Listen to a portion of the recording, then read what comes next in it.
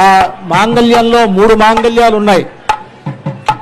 ఒకటి పుట్టినింటి వారి మాంగళ్యం, ఒకటి మెట్టినింటి వారి మాంగళ్యం, ఇంకొకటి భక్తులైనటువంటి రామదాసు గారు తయారు చేయించినటువంటి మాంగళ్యం. అంతా సేవించండి. ఆ మాంగళ్యాన్ని రామచంద్రమూర్తి సీతమ్మ వారి మెడలో అలంకరిస్తారు ఇంకొద్దిసేపట్లో. మన పద్ధతిలో దక్షిణ దేశంలో మాంగళ్య ధారణ అనేటువంటిది ముహూర్త సమయానికి జరుగుతుంది. తమిళనాడు ఆ ప్రాంతాలు. మన తెలుగువారు ముహూర్త సమయానికి జీలకర్ర బెల్లం ఉంటుంది.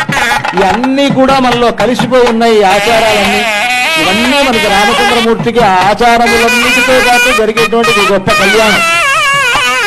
ఆ రామచంద్రమూర్తి సీతమ్మ వారి మెడలో ఆ మాంగళ్యాన్ని ధరింపజేసేటప్పుడు జగద్రక్షణ హేతునా అంటారు. ఈ జగత్తును మొత్తాన్ని